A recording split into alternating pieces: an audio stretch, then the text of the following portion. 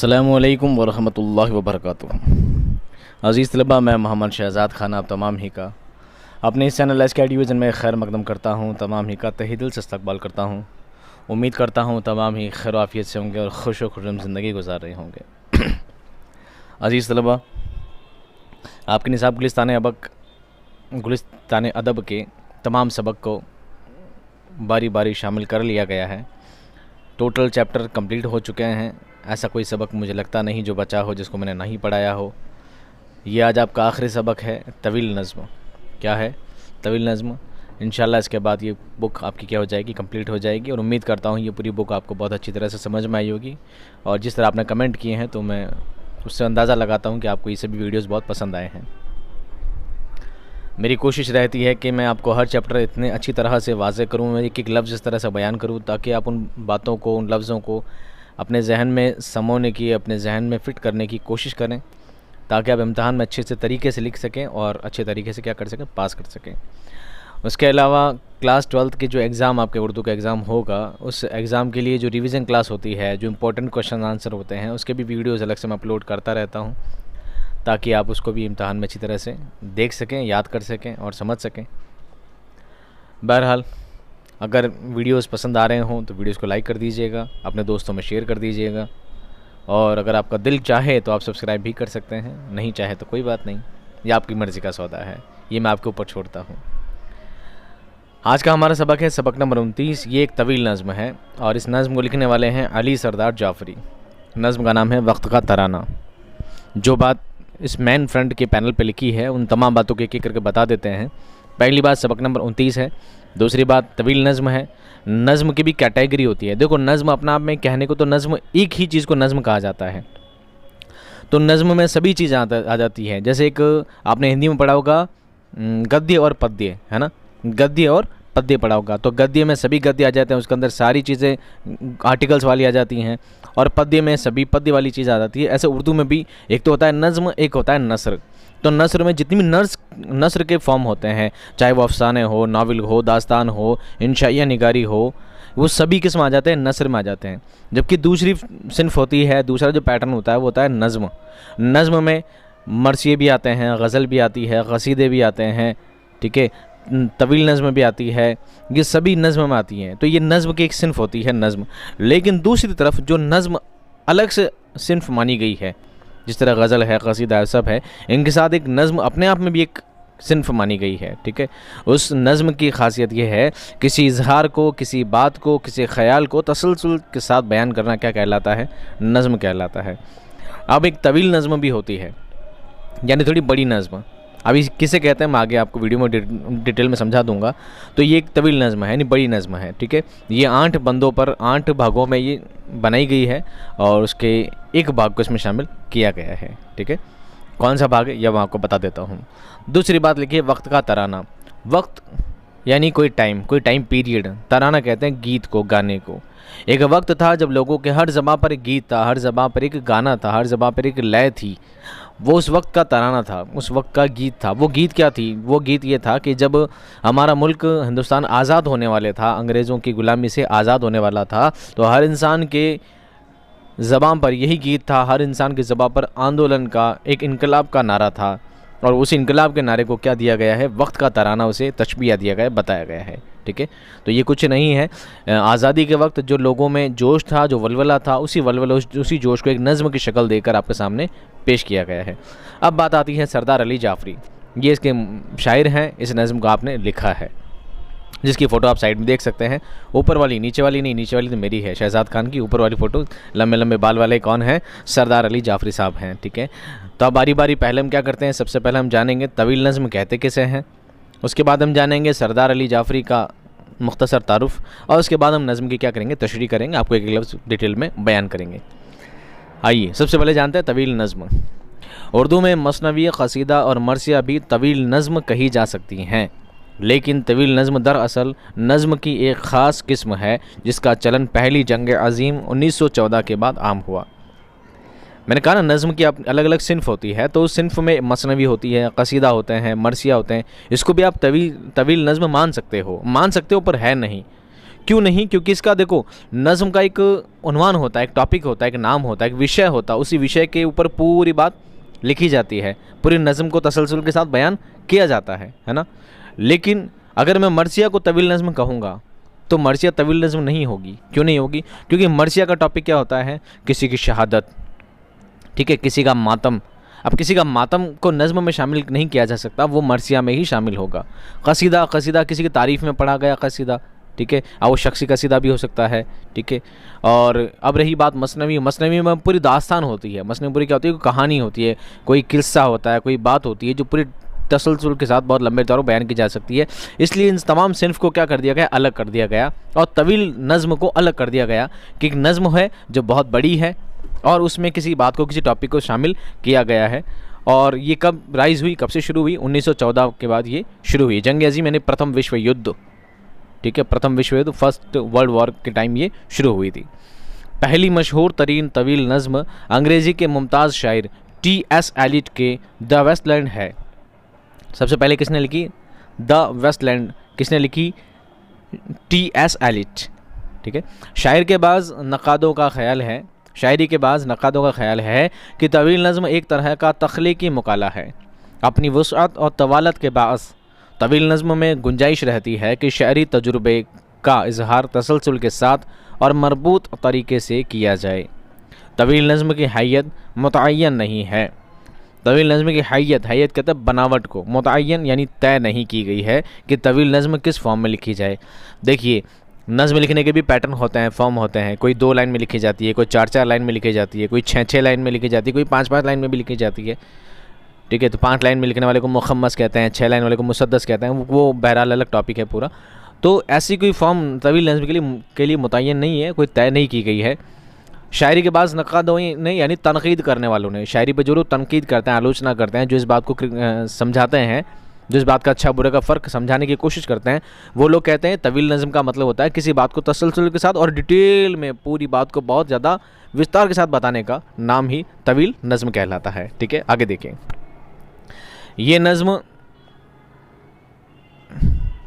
ये नज़्म आम तौर पर इब्तिदा से इख्तिताम तक एक ही बहर में कही जाती है। यानी एक बहर जो एक फॉर्म ले लिया जाता है। यानी मैंने ये तो नहीं कहा कि कोई तय की गई, इसका मतलब ये नहीं कि 2 लाइन बाद में, फिर 4 लाइन, फिर 6 लाइन, ऐसा नहीं है। जो भी फॉर्म लिया जाता है, चाहे वो 2 लाइन से हो, चाहे 4 लाइन से हो, चाहे 6 लाइन से, चाहे मुसद्दस हो, मुखम्मस हो, अरबा हो, कुछ भी लिया गया हो, तो जो फॉर्म लिया जाता है लास्ट तक वो पूरी तवील नज़्म एक ही फॉर्म में लिखी जाती है, एक ही पैटर्न में लिखी जाती है।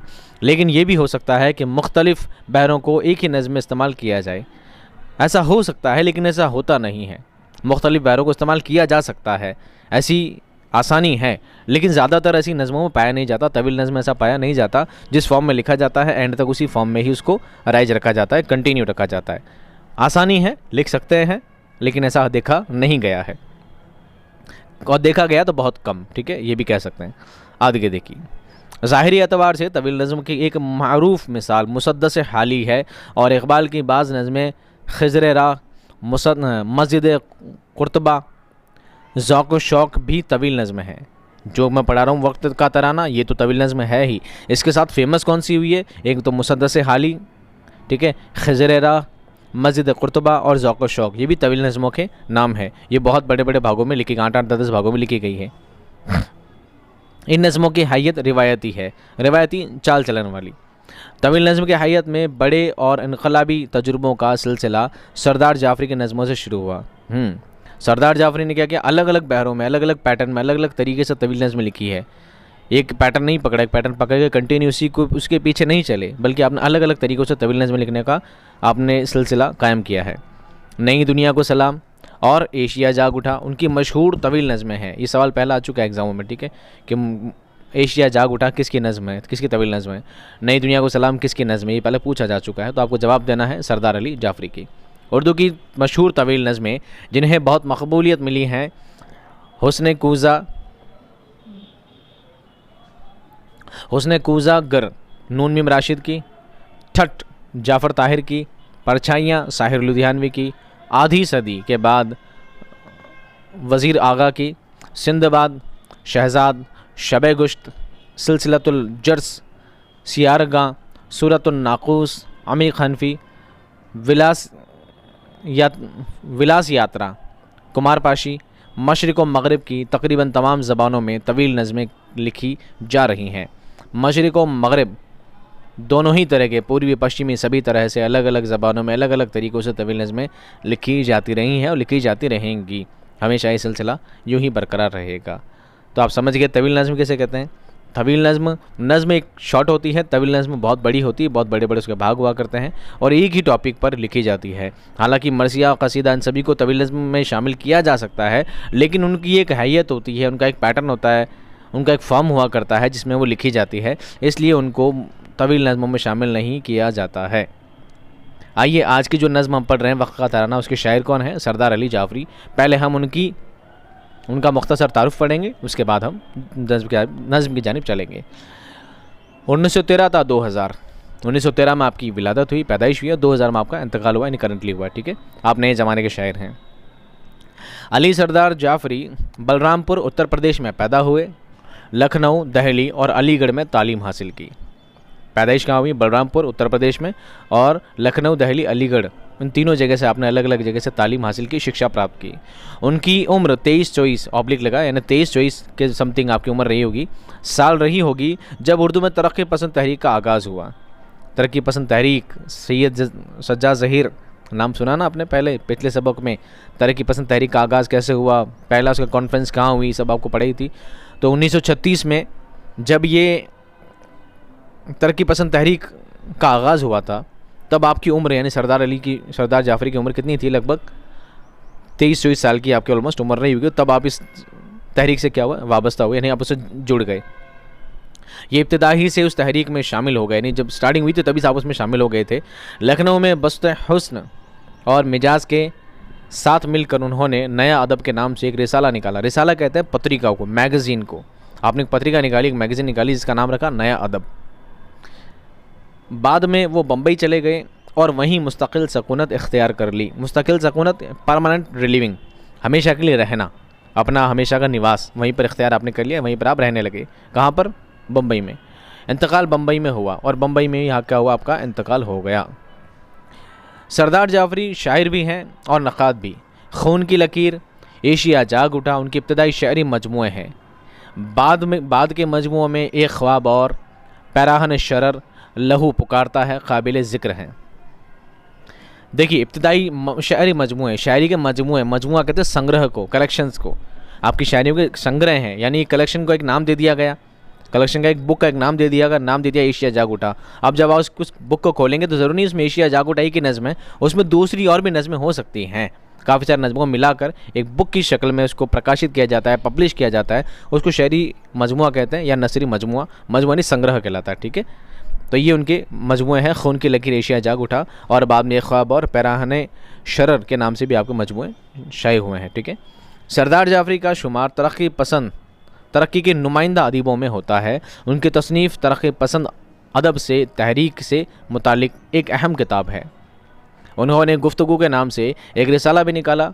कबीर, मीर और गालिब से उन्हें बहुत दिलचस्पी थी। उन्होंने इन तीनों का कलाम उर्दू और देवनागरी रस्म ख़त में अपने तारुफ़ी मुक़दमों के साथ शाया किया है। सरदार जाफ़री हैं जो सिर्फ शायर नहीं है बल्कि नक़ाद भी हैं। नक़ाद किसे कहते हैं? तनकीद निगार को, जो किसी पे तनक़ीद करता हो, किसी सिन्फ़ में, चाहे वो शायरी हो, चाहे वो नस्र हो, जिसमें उसे महारत है, उसमें क्या करता है? तनक़ीद करता है, उसके अच्छे बुरे की पहचान बताता है कि इसमें ये जगह सही थी, ये जगह गलत थी, इसको ऐसा नहीं ऐसा लिखा जाना चाहिए था। इन सब बातों को तनक़ीद करना कहते हैं। और वो उस तनकीद निगार के दिमाग में कहाँ तक सेट होती है, कहाँ तक उसे उसका अच्छा बुरा समझ आता है, वो सब बातों क्या करता है? बयान करता है। ठीक है, तो सरदार जाफ़री को कबीर से, मीर तक़ी मीर और मिर्ज़ा गालिब से क्या थी? बहुत दिलचस्पी थी, और उनको पढ़ा करते थे, उन्हीं के बारे में तनक़ीद किया करते थे, उनके बारे में काफ़ी कुछ लिखा भी करते थे। सरदार जाफ़री की शायरी तख्लीक़ात में दुनिया को सलाम एक तवील नज़्म है। क्या है? बहुत बड़ी नज़्म है। सरदार ने ये ज़ुल्म हिंदुस्तान की आज़ादी से एक साल पहले 1946 में लिखी थी। कौन सी लिखी थी? नई दुनिया को सलाम। नाम याद रखना, आगे वापस पूछूंगा मैं। नई दुनिया को सलाम एक तवील नज़्म है। ये कब लिखी गई थी? सरदार ने नज़्म हिंदुस्तान की आज़ादी से 1 साल पहले 1946 में, हमारा मुल्क कब आज़ाद हुआ? 1947, 15 अगस्त 1947 को उन्होंने 1946 में 1 साल पहले लिखी थी। आपको आसानी से याद हो जाएगा, ठीक है। नज़्म का बुनियादी मौजू मगरबी साम्राज्य और सरमायादाराना निज़ाम की मुखालफत है। जद्दोजहद और इनकलाब की दावत के बाद नज़्म एक खुशगवार मुस्तकबिल की उम्मीद पर ख़त्म होती है। नज़्म का अंदाज़ तमसीली है, बहुत डिटेल में आपको हर बात को आसानी से तसल्सल के साथ बयान आपको की गई है। नई दुनिया को सलाम। अब ये जो नज़्म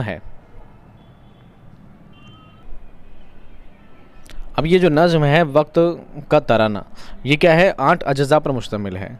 कितने अज्जा पर? 8 अज्जा पर मुश्तमिल है, 8 अज्जा पर लिखी गई है और हर अज्जा का एक एक नाम दिया गया है। जैसे पहला अज्जा उसको कहा गया है हरफ अव्वल। क्या कहा गया है? हरफ अव्वल। और जो 8वां जुज़ है उसको कहा गया है हरफ आखिर। और जो बीच में जितने भी अज्जा बच जाते हैं, जितने जुज़ बच जाते हैं, उन सभी को दूसरी तस्वीर, तीसरी तस्वीर, चौथी तस्वीर, 5वीं तस्वीर, ऐसे नाम दे दिए गए हैं, ठीक है। तो आपके निज़ाम में जो तस्वीर शामिल है, जो उसका जुज़ शामिल है, वो कौन सा है? वो है चौथी तस्वीर। कौन सी है? चौथी तस्वीर है जो आपके सामने पेश की गई है। यानी कि टोटल इसमें 8 अज्जा हैं, ठीक है। पहले वाले को हरफ अव्वल, आखिर वाले को हरफ आखिर कहा गया है और बीच में जो भी रखे गए हैं उनको दूसरी तस्वीर, तीसरी तस्वीर नाम दिया गया है। आपके निज़ाम में जो नज़्म शामिल की गई है वो है चौथी तस्वीर। उसको एक नाम दे दिया गया है वक्त का तराना। क्या दे दिया गया है? वक्त का तराना। जब हमारा हिंदुस्तान मुल्क आज़ाद हुआ था तो आज़ाद होने से पहले 1 साल पहले 1946 में लोगों में क्या जोश था, क्या वलवला था, किस तरह के लोगों में इनकलाब छाया हुआ था, उन सब बातों को नज़्म की शक्ल में आपके सामने पेश किया गया है, ठीक है। आइए, बिल्कुल आपका वक्त ज़ाया नहीं करेंगे, सीधे हम नज़्म की जानिब चलेंगे। एक एक शेर पढ़ते जाएंगे और आपको हर एक बंद का क्या मतलब बताते चलेंगे, ठीक है। नज़्म का नाम है वक्त का तराना, जो कि आज़ादी से 1 साल पहले लिखी गई थी। तूने लाखों बहारें देखी हैं, अब की इस मुल्क की बहार है और वादियाँ गूंजती हैं नारों से, साज़ो आहंगे आबशार है। और पहले वर्ड समझिए, तूने लाखों बहारें देखी हैं, यानी ये ख़ुद उस वक्त में हैं, उस करंटली उस वक्त को जी रहे हैं, उस वक्त को आपने देखा है। तो आप किससे कह रहे हैं? बहारों से कह रहे हैं। क्या है? वक्त है, इस वक्त जो करंटली वक्त चल रहा है, ए वक्त, तूने लाखों बहारें देखी है। बहुत बहारें आती हैं, जाती हैं, दुनिया का निज़ाम ऐसे ही चलता है। बहुत बहारें आती हैं, जाती है। इस मुल्क में भी बहुत बहारें आई हैं और बहुत बहारें गई हैं, लेकिन अब की इस मुल्क की बहार है। और लेकिन तूने अब तक जो बहारें देखी थी, अब तक हमारा मुल्क जो था जुल्म व जबर में दबा हुआ था, जुल्म व जबर से परेशान था, यहाँ पर अत्याचार और शोषण से यहाँ का निज़ाम चल रहा था। लेकिन अब इसकी बहार बदल गई है, अब इसका मौसम बदल गया है, अब इसका रंगत बदल गई है। अब हमारा मुल्क इनकलाब में छाया हुआ है। अब हमारे मुल्क में हर चेहरे पर, हर ज़बां पर इनकलाब इनकलाब इनकलाब छाया हुआ है। हर इंसान आज़ादी चाहता है, हर इंसान में आज़ादी का जुनून, आज़ादी का जोश हर इंसान के दिल में दहक रहा है, दहल रहा है। और यही है कि अब हमारे मुल्क की फ़िज़ा क्या है? हमारे मुल्क की बहार बदल गई है। तूने हज़ारों बहारें देखी हैं, लाखों बहारें देखी है, इस बार हमारे मुल्क की बहार कैसी है? बदल गई है। वादियाँ गूंजती हैं नारों से। वादियाँ, घाटियाँ, हवाएं, सब तरफ आवाज़ गूंज रही है। किससे? नारों से। नारे लगाए जा रहे हैं, इनकलाब जिंदाबाद, इनकलाब जिंदाबाद। अब सिर्फ आज़ादी का जोश है, आज़ादी का सिर्फ जुनून है और उस नारे गूंज रहे हैं, हर तरफ नारों की आवाज़ें आती है। हर इंसान आज़ादी चाहता है। अब ये मुल्क और ग़ुलाम रहने वाला नहीं है, अब ये मुल्क आज़ाद होकर ही रहेगा, क्योंकि हर इंसान के चेहरे पर, हर इंसान के लबों पर आज़ादी का, इनकलाब का नारा गूंज रहा है। साज़ो आहंगे आबशार है। और साज़ कहते हैं संगीत को, साज़ कहते हैं संगीत को, किसी धुन को, किसी आवाज़ को। आहंगे आबशार, आबशार कहते हैं झरने को, आबशार कहते हैं झरने को। तो अब ये कहते हैं कि ना सिर्फ इंसानों के मुंह से नारे निकल रहे हैं, ना सिर्फ इंसान आज़ादी चाहते हैं, बल्कि अब तो जो झरने बहते हैं, झरनों के बहने से जो पानी की कलकल की आवाज़ें आती है, ऐसा लगता है कि मानो झरने की कलकल से भी अब तो आज़ादी के नारे लग रहे हैं। अब तो आज़ादी के नारे, झरने का पानी जो बहता है, उस पानी के बहने की जो आवाज़ है, वो भी ऐसा लगता है मानो आज़ादी के वो भी गीत गा रही है, वो भी आज़ादी के नारे लगा रही है। अब इनकलाब जिंदाबाद के नारे सिर्फ इंसान नहीं, बल्कि झरनों का पानी बहता हुआ गा रहा है। यहाँ के पत्तों से आवाज़ें आ रही है, यहाँ के पेड़ों से आवाज़ आ रही है, यहाँ की हवाओं से एक आवाज़ आ रही है, और हर आवाज़ में सिर्फ एक ही नारा गूंजता है, इनकलाब जिंदाबाद, इनकलाब जिंदाबाद। समझ गए? अगला बंद देखिए। काफ़िला इनकलाब का है रवां, बज रही है खुशी की शहनाई, ज़लज़लों से दहल रही है ज़मीं, ले रहे हैं पहाड़ अंगड़ाई। काफ़िला है इनकलाब का रवां, इनकलाब का जो काफ़िला है, इनकलाब का जो काफ़िला है, काफ़िला कहते हैं एक सफ़र तय करने वाले लोगों को काफ़िला कहा जाता है, कुछ लोगों के समूह को काफ़िला कहा जाता है।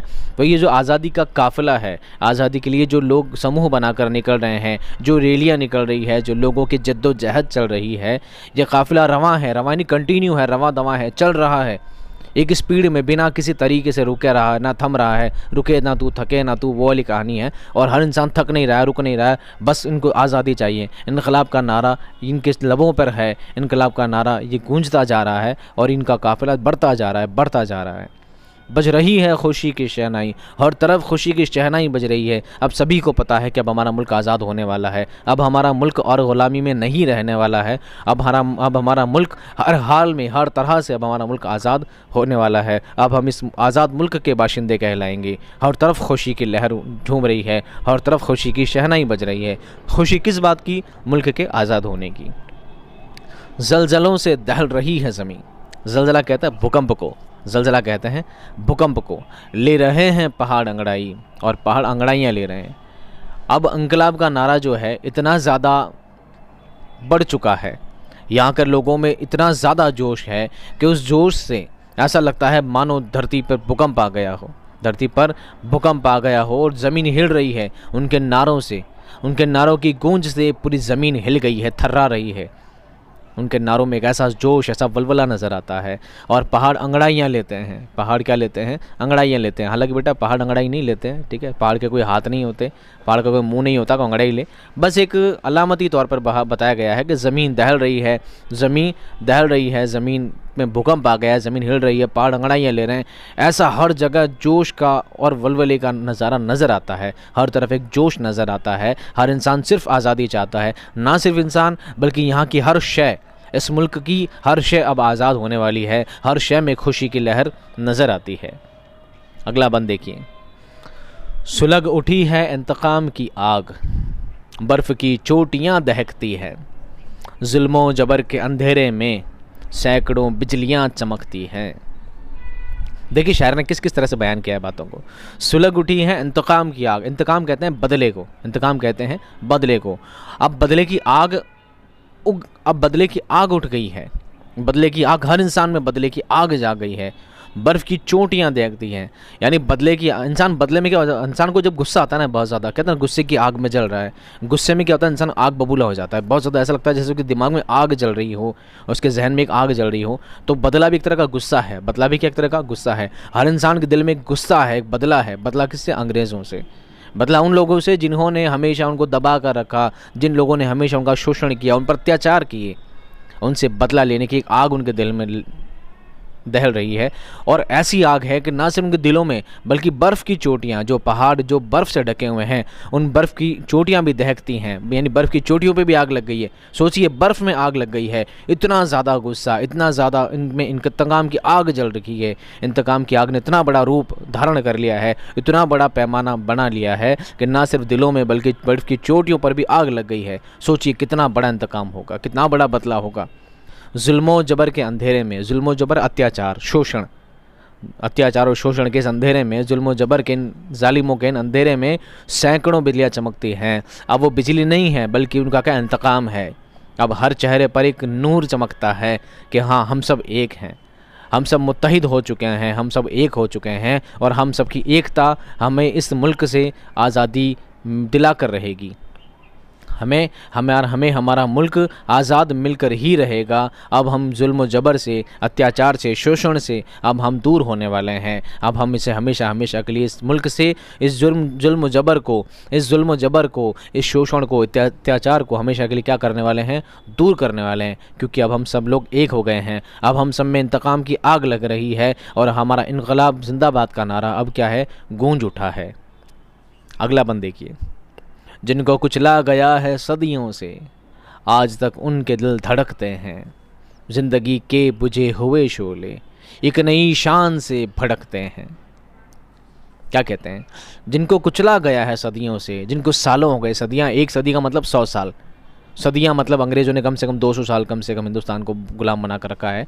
तो जिनको कुचला गया है सदियों से, जिनको हमेशा दबा कर रखा गया है, जिन लोगों को हमेशा शोषण किया गया है, जिन पर हमेशा अत्याचार किए गए हैं, जिन लोगों को हमेशा परेशान किया गया है, जिन लोगों पर बहुत सी तकलीफ़ों में मुब्तला किया गया है, जिन लोगों को बहुत सताया गया है, आज तक उनके दिल धड़कते हैं और आज उनके दिल धड़क रहे हैं। यानी अब वो शोषण अब सहने वाले नहीं हैं, अब वो परेशानियां, अब वो जुल्म सहने वाले नहीं हैं। ज़िंदगी के बुझे हुए शोले, यानी ज़िंदगी के बुझे हुए शोले, यानी जिनके दिल क्या अब बुझ गए थे, जब उनको लगा था कि अब तुम गुलाम हो गए हैं, अब तुम्हारी ज़िंदगी बेकार हो गई है, अब तो हम अंग्रेज़ों के जुल्मों में रहने वाले हैं, अंग्रेज़ों के जुल्म सितम ही सहना हमारी ज़िंदगी का एक तरीका बन गया है। उनके दिल बुझ गए थे उस हमेशा के अत्याचार से। क्या हो गया? दिल बुझ गए थे। दिल बुझ जाना एक मुहावरा भी है, दिल बुझना। तो क्या हुआ? मतलब दिल बुझ जाना, मायूस हो जाना, उदास हो जाना, चीज़ को लेकर नाउमीद हो जाना कि अब हमें कभी आज़ादी नहीं मिलने वाली, अब हम हमेशा इस जुल्म में, इस जबर में, इस शोषण अत्याचार की ज़िंदगी को हमेशा रहने वाले हैं। अब हम क्या हो चुके हैं? मायूस हो चुके हैं, अपनी ज़िंदगी से नाउमीद हो चुके हैं, एक नई शान से भड़कते हैं। लेकिन हाँ, जिनके दिल क्या हो चुके थे? बुझ गए थे। अब जब देखा कि सब तरफ इंतकाम की आग लगी है, हर तरफ अंग्रेज़ों से बदला लेने की एक आग लगी है, हर तरफ इनकलाब जिंदाबाद का नारा गूंज उठा है, तो उनके दिल में एक नई शान से भड़क गए हैं। जैसे शोले भड़क जाते हैं, जैसे अंगारे में आग जल जाती है, जैसे अंगारे भड़क जाते हैं, ऐसे उनके दिल भड़क उठे हैं कि हाँ, हर इंसान एक हो चुका है, हर इंसान आज़ादी चाहता है, तो क्यों ना हम भी इस आज़ादी को लेने के लिए, इस आज़ादी के इस काफ़िले में हमें भी शामिल होना चाहिए। तो वो भी उस काफ़िले में शामिल हो जाते हैं और उनके दिलों में भी वो नई आग क्या है? रवा दवा हो चुकी है। अगला बंद देखिए। फसल के साथ साथ खेतों से उग रही है बगावतों की सिपाह, जगमगाती है अदल की शमशीर, मिल सकेगी न जालिमों को पनाह। वाह वाह, बहुत खूब। फसल के साथ साथ खेतों से, अब क्या कहते हैं? शायर कहते हैं फसल के साथ साथ खेतों से सिर्फ फसलें ही नहीं उगती, अब फसलों के साथ साथ क्या उग रहा है? उग रही है बगावतों की सिपाह। बगावत कहते हैं आंदोलन, सिपाह कहते हैं फौज। आंदोलन की फ़ौज उग रही है, फसल तो नहीं उग रही है, फसल के साथ साथ आंदोलन की फ़ौज उग रही है। अब अंग्रेज़ों के साथ आंदोलन करने की फसलों के साथ साथ क्या फ़ौजें उगती जा रही है। एक ऐसी फ़ौज खड़ी हो गई है जो अंग्रेज़ों से आंदोलन को तैयार हो गई है, अंग्रेज़ों से लड़ने को तैयार हो गई है। यानी कुल मिलाकर कहना चाहते हैं, ना सिर्फ आम इंसान बल्कि किसान भी क्या हो गए हैं? मुत्तहिद हो गए हैं, किसान भी एक हो गए हैं। और अब हर किसान के दिल में इन अंग्रेज़ों से गुलामी छुड़ाने के लिए, इन अंग्रेज़ों से हमेशा की आज़ादी के लिए उनके दिल में भी आंदोलन का जज्बा कूद पड़ा है। जगमगाती है अदल की शमशीर, जगमगाती नहीं चमकना, जगमगाना मतलब चमकना। अदल कहते हैं इंसाफ को, अदल मतलब इंसाफ को, शमशीर कहते हैं तलवार को, शमशीर कहते हैं तलवार को। यानी इंसाफ की जो तलवार है वो चमक रही है, इंसाफ की तलवार चमक रही है। मिल सकेगी न जालिमों को पनाह, पनाह कहते हैं पनाह को पनाह ही कहते हैं, क्या कहते हैं? पनाह कहते हैं बचने को, सुरक्षा को, ठीक है। जालिमों को, अत्याचारियों को अब पनाह नहीं मिलने वाली, अब ठीक है। अब ये इंसाफ की तलवार है, ऐसी चमक रही है कि जहाँ पर भी कोई नाइंसाफ़ी नज़र आएगी, जहाँ पर भी कोई जालिम नज़र आएगा, कोई अत्याचारी नज़र आएगा, उसकी गर्दन धड़ से अलग कर दी जाएगी, उसे ख़त्म कर दिया जाएगा। ये जुल्म जबर हमने बहुत सह लिया, ये जुल्म जबर हमने बहुत सह लिया, इनके अत्याचार, इनके शोषण हमने बहुत सह लिए, अब हम और सहने वाले नहीं हैं। अब इंसाफ की तलवार चमक रही है, हर इंसान को इंसाफ चाहिए और इस इंसाफ को पाने के लिए हम इनका सफाया कर देंगे, इनको हमेशा हमेशा के लिए ख़त्म कर देंगे। कुछ ऐसी दिलों में कैफियत थी, कुछ ऐसी दिलों में इनके कैफियत थी, कुछ ऐसा इनका हाल था, कुछ ऐसे इनके अंदर शोले जगमगा रहे थे, कुछ ऐसी इनमें आंदोलन की भावना उमड़ पड़ी थी। और इसी भावना के तहत इन लोगों ने बड़ी हिम्मत दिखाई, हज़ारों जाने गई, हज़ारों ने जुल्म सहे, सितम सहे, और एक दिन इन्होंने हमारे मुल्क को आज़ाद कराकर छोड़ा ही छोड़ा। एक दिन हमारा मुल्क आज़ाद हो गया और आज उसी आज़ाद मुल्क में हम साथ में आज हम खुशी से रहते हैं। अल्लाह ताला उन सभी को जन्नतुल फिरदौस में आला साला मकाम अता फरमाए जिन्होंने इस मुल्क को आज़ाद कराने के लिए बड़ी तकलीफ़ें सही है, बड़ी परेशानियां सही है। उनकी हिम्मतों का नतीजा है कि आज हम यहाँ पर इस आज़ाद मुल्क में रहते हैं, नहीं तो हम भी आज भी इसी गुलाम मुल्क में पड़े रहते। अगला बंद देखिए। कारखानों के आहनी दिल से एक सैलाब सा उबलता है, सुर्ख परचम हवा के सीने पर बन के रंगे शफ़क़ मचलता है। पहली बात होगी आम इंसानों की, कि आम इंसानों के दिलों में क्या है? इनकलाब का जोश है, इनकलाब की आग जल रही है और इनकलाब जिंदाबाद के इंतकाम की आग जल रही है और इनकलाब जिंदाबाद के नारों से पूरा शहर गूंज रहा है। ना सिर्फ शहर बल्कि किसान भी, अब किसान भाई भी साथ हो गए हैं और शहरी लोगों के साथ किसान भाई भी उनके साथ हो चुके हैं। अब हर जगह आज़ादी का, सब जगह जोश, आज़ादी का जुनून सभी के दिल में छाया हुआ है। अब आते हैं कारखानों में। कारखानों के आहनी दिल से, आहन कहते हैं लोहे को, आहन कहते हैं लोहे को, आहनी यानी लोहे से बना हुआ दिल। कारखानों में लोहे से क्या बना होता है? मशीनें बनी होती है। क्या बनी होती है? मशीनें। तो कारखानों के आहनी दिल से, कारखानों की मशीनों से एक सैलाब सा उमलता है। सैलाब कहते हैं, सैलाब को सैलाब ही कहा जाता है। और क्या कहा जाता है? सैलाब समुद्र का सैलाब नहीं होता, समुद्र से बहकर आ जाता है तो पूरी सब चीज़ों को बहा कर ले जाता है। सुनामी की लहर है ना, एक लहर उबल पड़ी है, एक ऐसा ही सैलाब कारखानों से भी उबल रहा है। यानी कारखानों के जो मजदूर थे, कारखानों में जो काम करने वाले जो कारीगर थे, वो लोग भी आज़ादी चाहते कि हम भी इस गुलाम मुल्क में और काम नहीं करना चाहते, हमें भी पहले आज़ादी चाहिए, उसके बाद हम इस आज़ाद मुल्क में खुशी खुशी काम करेंगे, इस मुल्क को तरक्की की नई राह पर लेकर जाएंगे। अब हम इस आज़ाद मुल्क में काम करने वाले हैं। उन लोगों ने सुर्ख परचम, सुर्ख कहते हैं लाल को, परचम कहते हैं झंडे को, उन्होंने अपना लाल झंडा ऊँचा कर लिया हवा के सीने पर, यानी हवा में ऊँचा कर दिया, लहरा। लाल झंडे का मतलब होता है, लाल झंडा कौन सी? एक कम्युनिस्ट पार्टी होती है। यानी जिस मिल में, जिस किसी बड़ी फैक्ट्री में जब उनकी पूरी कारीगर और जो मजदूर होते हैं वो सभी एकता करते हैं तो लाल झंडा ऊंचा करते हैं, वो एक कम्युनिस्ट पार्टी का झंडा होता है जो लाल झंडा कहलाता है। ठीक है, वो उन सबकी एकता की निशानी होता है, उन मजदूरों की, जिनको हक दिलाता है। तो इन लोगों ने कम्युनिस्ट पार्टी का झंडा ऊंचा कर लिया कि अब हम भी आज़ादी लेकर ही इस मुल्क को आज़ाद कराकर ही दम लेंगे। बन के रंगे शफक मचलता है, और एक ऐसा रंग है जो हवा में लहरा रहा है, और ये बिल्कुल हवाओं को चीरता हुआ क्या करता है? जैसे कोई मुल्क को आज़ाद कराने की एक लौ जल रही है। एक आग सी इस झंडे में नज़र आ रही है, हर जगह एक आग आग नज़र आ रही है, और ये आग ऐसा लगता है कि जुल्म जबर को हमेशा के लिए जला देगी, जुल्म जबर को, शोषण को हमेशा के लिए जलाकर खाक कर देगी। कुछ ऐसा हमें इस आग में नज़र आता है। ना सिर्फ किसान बल्कि फैक्ट्रियों के, कारखानों के मज़दूर, कारीगर सब एक हो चुके हैं। अब हर इंसान के दिल में सिर्फ़ और सिर्फ आज़ादी का जुनून नज़र आता है। अगला बंद देखिए। यही हिंदुस्तान का साहिल है जिस पे टूटा गुरूर सुल्तानी, आग सी लग गई है पानी में, मौज करती है शोला अफसानी। यही हिंदुस्तान का साहिल है, यानी बात बम्बई कर रहे हैं, बम्बई में रहते थे, तो ये हिंदुस्तान का साहिल है, हिंदुस्तान का किनारा है जिस पे टूटा गुरूर सुल्तानी। गुरूर कहते हैं घमंड को, सुल्तान कहते हैं बादशाह को। तो बादशाहों का गुरूर यहाँ पर टूट गया। किनका टूट गया? बादशाहों का। बादशाह कौन से? अंग्रेज़ बादशाहों का। ये गुरूर यहाँ पर ख़त्म हो गया। इस तट पर आकर, इस साहिल पर, इस किनारे पर आकर अंग्रेज़ों का जुल्म हमेशा के लिए क्या हो गया? ख़त्म हो गया। आग सी लग गई है पानी में, इस पानी में भी एक आग नज़र आती है, इस पानी में भी एक आग नज़र आती है, मौजें करती है। मौजें कहते हैं लहर को। मौजें नहीं, मौजे सॉक्स वाले मौजे नहीं हो वो मौजे होते हैं, वो जुराब होती हैं। ये मौजें हैं, मौजे का मतलब होता है लहर, और लहर करती है शोला अफसानी। शोला कहते हैं अंगारों को, अफसानी कहते हैं कहानी को। तो यानी ये लहरें भी, ये जलती हुई लहरें भी क्या करती है? जैसे कोई अंगारों से लहर कुछ गाने गाती है, कुछ अफसाने बयान करती है, कुछ कहानियाँ बताती है। क्या कहानी बताती है? कि देखिए इस हिंदुस्तान पर इन जालिमों ने बहुत जुल्म किया, बहुत अत्याचार किए, और आज इस साहिल का किनारा बताता है कि लहरें बताती है कि अब इनका वजूद क्या होने वाला है, हमेशा के लिए ख़त्म होने वाला है। हम इस आग सी लहरों से ये बयान करते हैं कि अब ये जुल्म जबर हमेशा के लिए क्या होने वाला है? ख़त्म होने वाला है। बादबा खुल गए बगावत के, बम्बई के जहाज़ों को सलाम। बादबा खुल गए बगावत के, बम्बई के जहाज़ियों को सलाम। जो शहनशाहियत से टकराए, ऐसे जाबाज गाजियों को सलाम।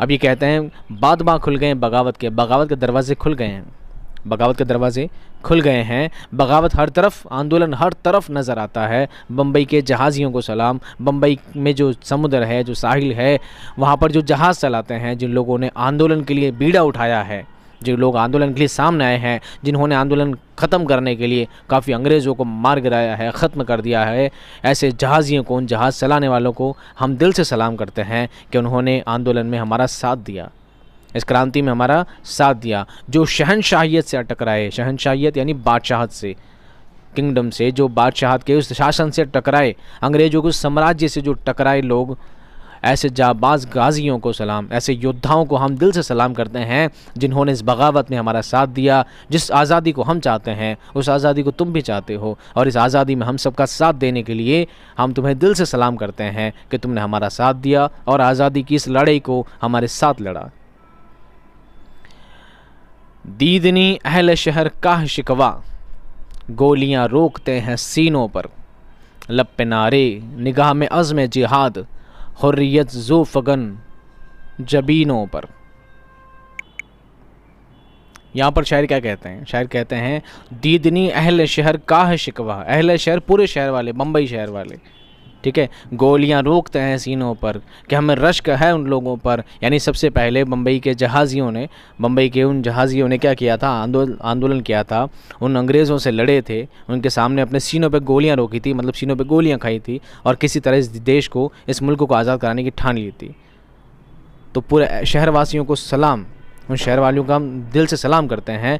गोलियां रोकते हैं सीनों पे गोलियां रोकी उन लोगों ने, और उसके बाद हमारा मुल्क आज़ाद हुआ है। लब पे नारे हैं, और गोलियां जब रोकते थे तो उनके लबों पे नारे थे, इनकलाब जिंदाबाद, इनकलाब जिंदाबाद। इस मुल्क को आज़ाद कराने के नारे उनके चेहरों पर, उनके लबों पर गूंज रहे थे। निगाह में अज़्म जिहाद, अज़्म कहते हैं अज़्म मुसम्मम करना, यानी अज़्म यानी कमिटमेंट करना, अज़्म यानी कमिटमेंट करना, किसी चीज़ का अहद कर लेना, पुख्ता पक्का इरादा कर लेना अज़्म कहलाता है। अज़्म जिहाद, जिहाद जो लफ्ज़ है इसको बहुत गलत तरीके से आज के टाइम में पेश किया जाता है आपके सामने। बेटा जिहाद बना है जिद्दोजहद से, जिहाद लफ्ज़ बना है जिद्दोजहद से। किसी चीज़ के लिए, किसी काम के लिए, किसी नेक काम के लिए, सही काम के लिए जिद्दोजहद करना जिहाद कहलाता है। जैसे आप एक स्कूटर से जा रहे हैं, मान लीजिए आप बाइक से जा रहे हैं और आपका किसी से एक्सीडेंट हो जाता है, मान लीजिए आपके हाथ पाँव टूट गया है, आपका दोस्त और ज़्यादा क्या है, आपका दोस्त को आपसे ज़्यादा लग गई, बहुत ज़्यादा। अब आप बहुत कोशिश कर रहे हैं बिल्कुल कि आप अपने दोस्त को बचा पाएँ। आप लड़खड़ाते हुए, गिरते पड़ते हुए, उड़ते उड़ते जा रहे हैं, अपने दोस्त के हवास संभाल रहे हैं, इधर उधर भाग रहे, दौड़ रहे हैं, किसी से लिफ्ट मांग रहे हैं और अपने दोस्त को बचाने की कोशिश कर रहे हैं। ये क्या कहलाएगा? ये कहलाएगा जिद्दोजहद। तो बेटा ये भी जिहाद है। ये क्या है? जिहाद है। एक नेक काम करने के लिए उठाया गया कदम, उसके लिए उठाई गई जिद्दोजहद क्या कहलाती है? जिहाद कहलाती है। आज के टाइम में जिहाद को गलत नाम दे दिया गया है। आतंकवाद और ना जाने किन किन चीज़ों से जोड़ा जाता है। जिहाद का मतलब ये होता है किसी नेक काम के लिए उठाया गया कदम, उसके लिए जिद्दोजहद करना ही क्या कहलाता है? जिहाद कहलाता है।